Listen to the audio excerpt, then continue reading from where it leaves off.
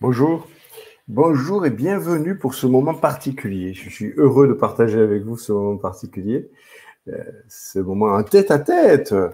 Je ne sais pas si vous êtes plusieurs de votre côté, mais moi je suis en tête-à-tête avec vous, avec chacun de vous. Voilà, aujourd'hui je vais vous exposer quelque chose. Mais on parle souvent d'hypnose et en hypnose on a des modèles. Voilà, il y a des types d'hypnose différents.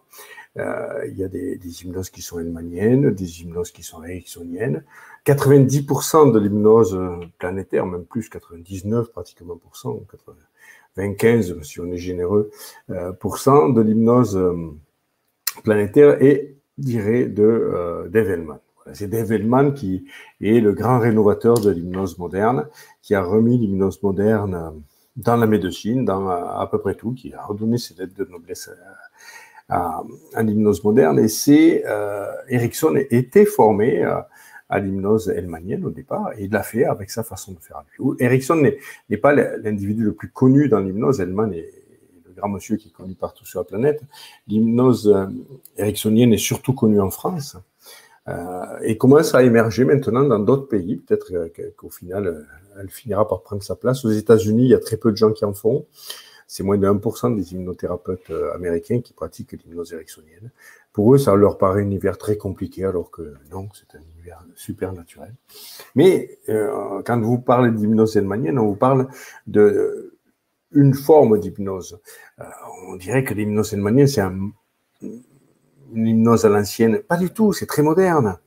Et c'est pas un courant d'hypnose, c'est des dizaines de courants différents d'hypnose que vous avez.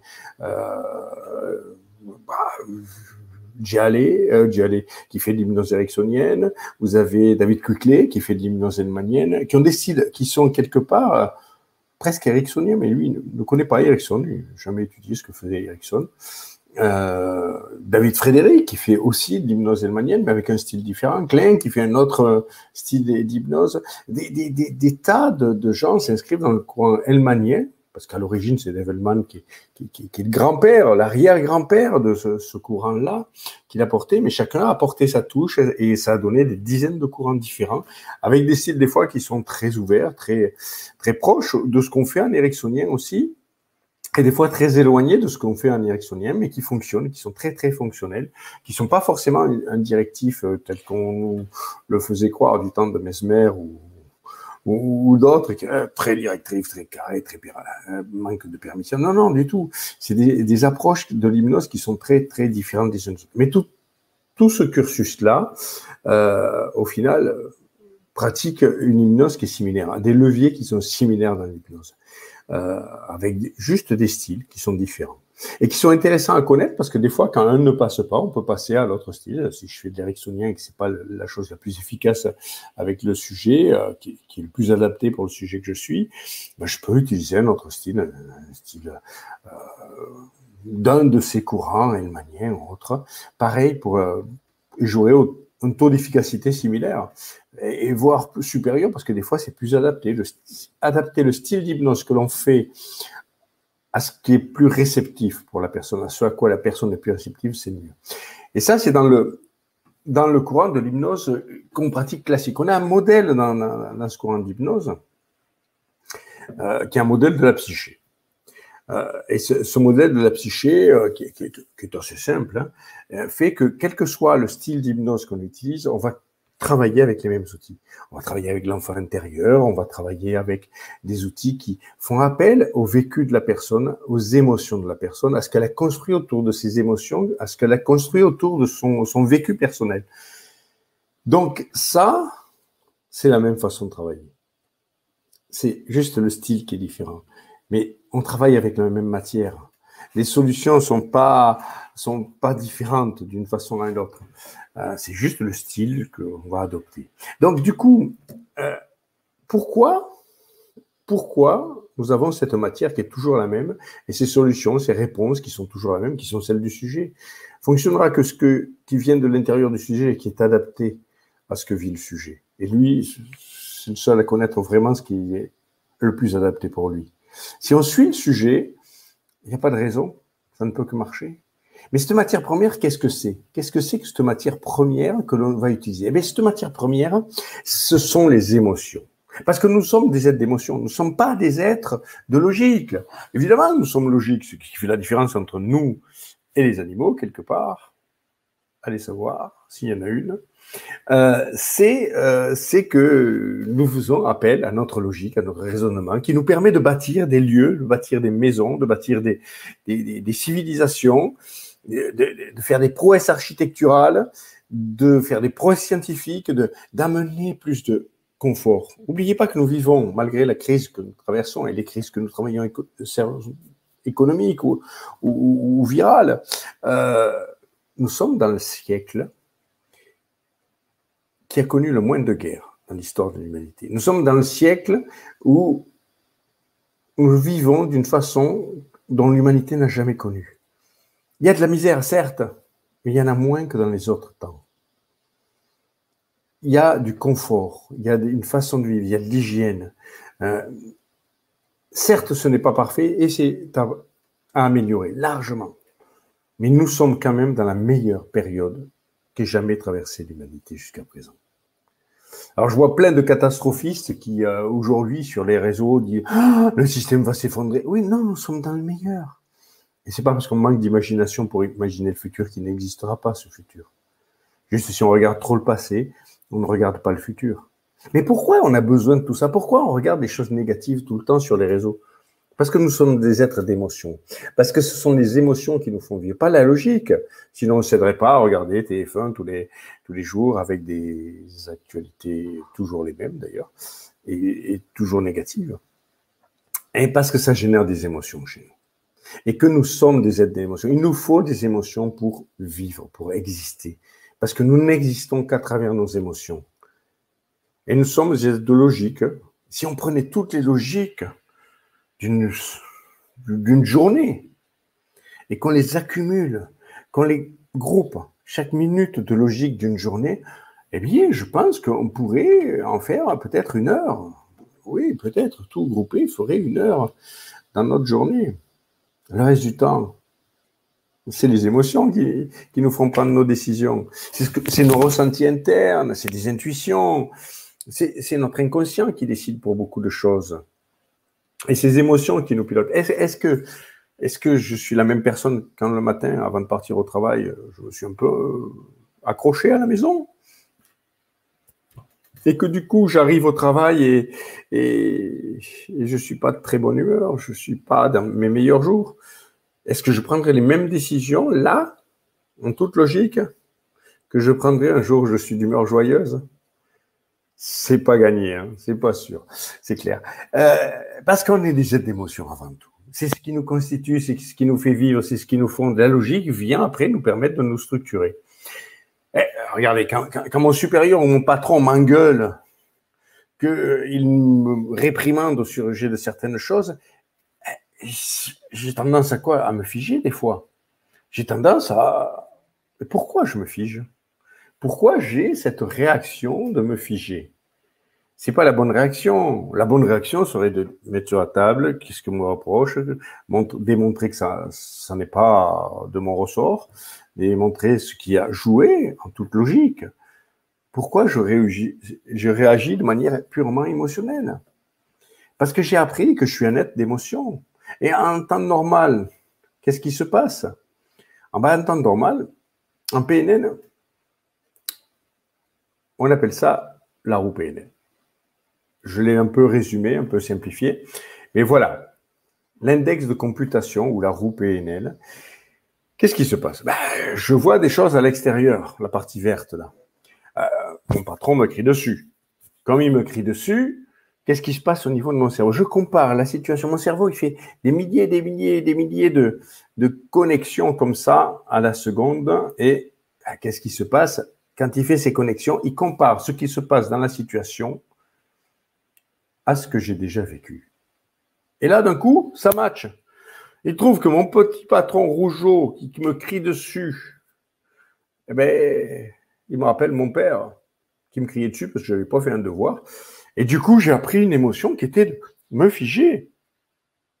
À ce moment-là, l'émotion m'envahissait et je me figeais. J'avais ce comportement-là de me figer. Et donc, qu'est-ce qui se passe là? Mon cerveau, il match là. Et là, on est dans le cadran bleu. On est dans le cadran bleu et dans le cadran bleu, voilà. Dans le cadran bleu, c'est les processus internes. Et ça, mon cerveau le fait des milliers de fois par seconde. Il compare chaque fois la situation que je vis à ce que j'ai déjà vécu. Et pour lui, ça match. Donc, à ce moment-là où je l'ai vécu la première fois, j'ai appris une émotion et je me fais revivre cette émotion. Et comme chaque émotion est générative d'un comportement, j'ai mon comportement qui se met en place derrière. Et là, je suis dans le comportement, ben, je me fige. C'est pas le meilleur comportement, on est d'accord là-dessus, c'est pas le meilleur comportement. Mais c'est ce que j'ai appris à ce moment-là, quand j'étais enfant. Donc, je peux le désapprendre, le réapprendre, et ça, avec l'hypnose ou avec la PNL, je sais le faire. Je sais changer cette situation. Donc, ça me génère ce qu'on appelle, nous, en PNL ou en hypnose, un état interne. Un état interne, c'est une émotion. Voilà. Et mon émotion génère automatiquement un comportement qui, évidemment, interfère avec le cadre dans lequel je suis. Là, je vous le rappelle, c'est mon patron qui me met dessus. Et factuellement, qu'est-ce qu'il fait? Il fait vibrer l'air avec sa bouche. Tout ce qu'il fait, c'est faire vibrer l'air avec sa bouche. Donc, comme il fait vibrer l'air avec sa bouche, normalement, quelqu'un qui siffle, qui chante, n'a pas le pouvoir de déclencher une émotion chez moi. Il ne fait que vibrer l'air avec sa bouche. Quand on fait des mots, c'est ça. Il s'agite, il est tout rouge, il devrait me faire rire. Et là, il ne me fait pas rire, il me fait figer. En PNL ou en hypnose, je peux le changer. En PNL, on fera ça très très vite, plus vite qu'en hypnose. On fera un switch. Et là, on implantera, je ne sais pas moi, une ressource, quelque chose de différent. Par exemple, on implantera Bozo le clown au cirque quand j'étais petit, qui me faisait bien marrer, tout rougeau, il y ressemble beaucoup. Et donc, du coup, là, quand mon patron va me crier dessus, je vais me marrer. C'est pas forcément la bonne solution, la bonne ressource. J'en trouverai une autre de plus équilibrée.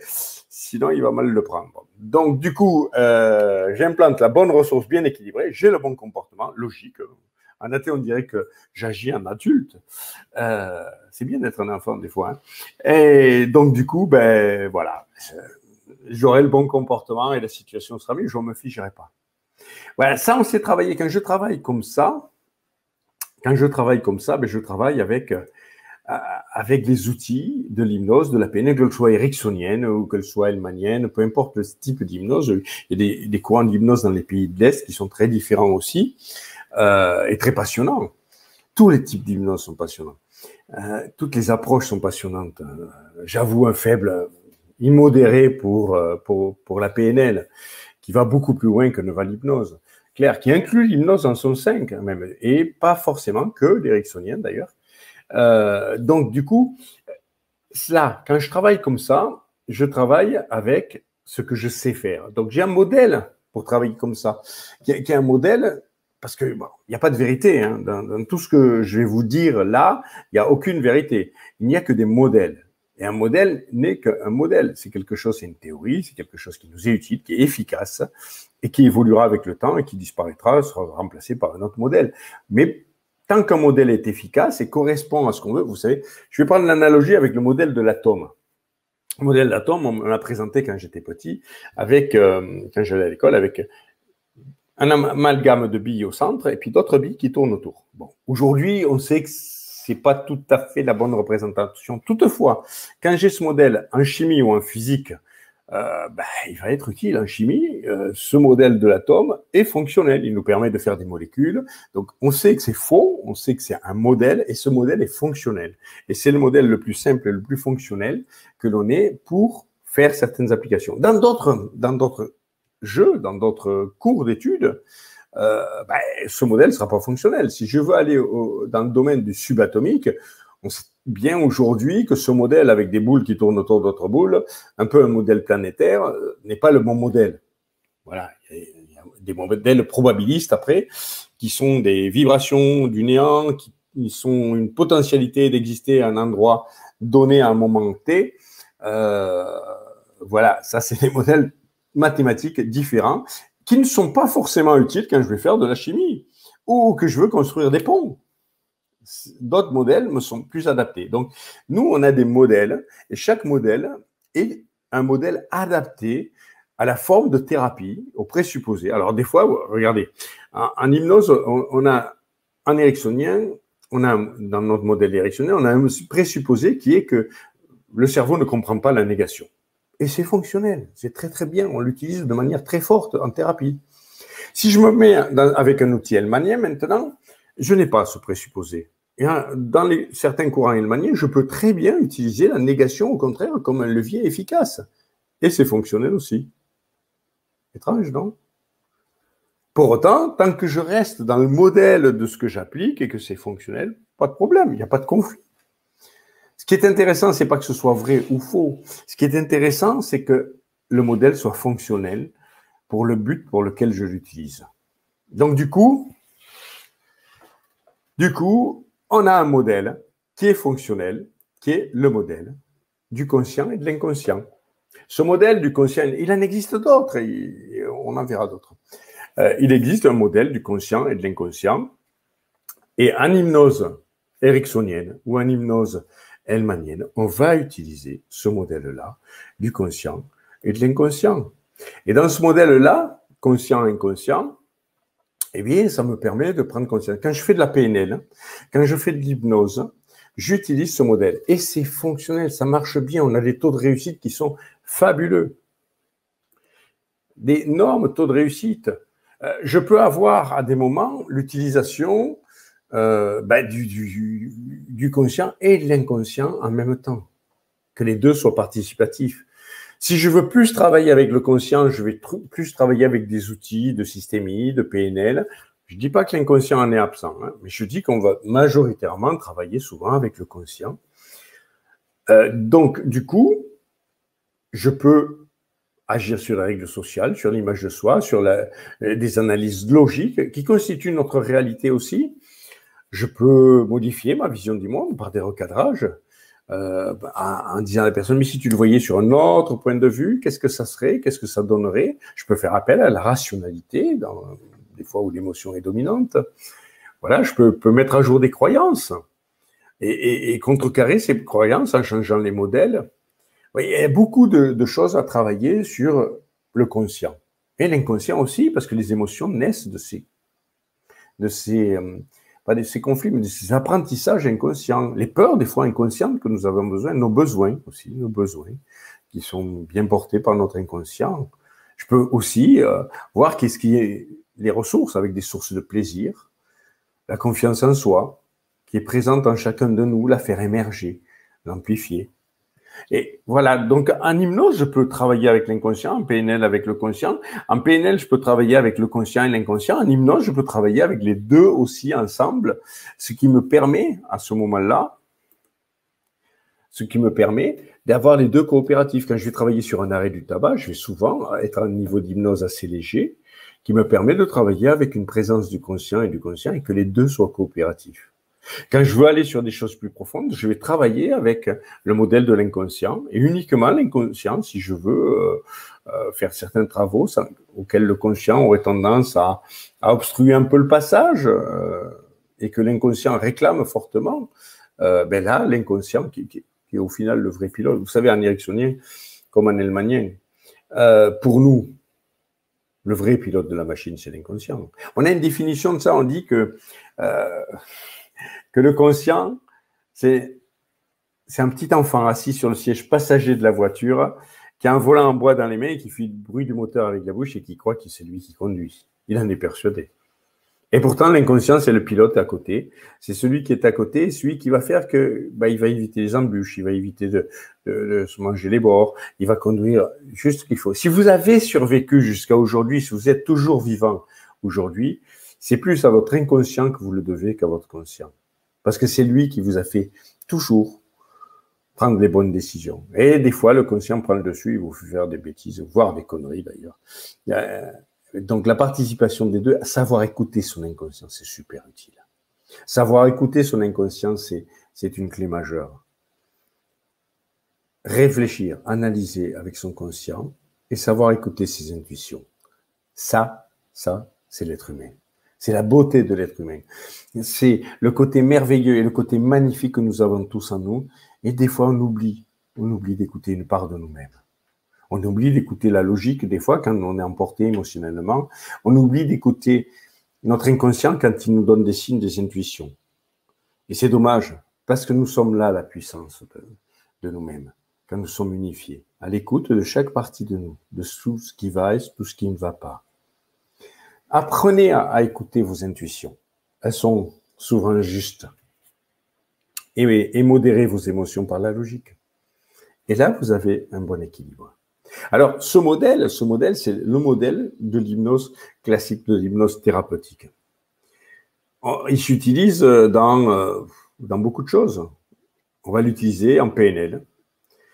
On va l'utiliser, je vous l'agrandis un peu, on va l'utiliser en PNL, on va l'utiliser en hypnose, on va l'utiliser en coaching, beaucoup, en thérapie brève, dans tout ce qui est les modèles où on va chercher les émotions et où on essaie d'avoir aussi une vision logique. Le mélange entre l'analytique et l'émotionnel nous permet chaque fois d'avoir les ressources, nous permet à chaque fois de vous dégager le meilleur du sujet. Voilà. Et pourtant, ces modèles-là, qu'on utilise quotidiennement en cabinet, ces modèles-là qui nous servent à voir le monde, parfois, ça ne marche pas.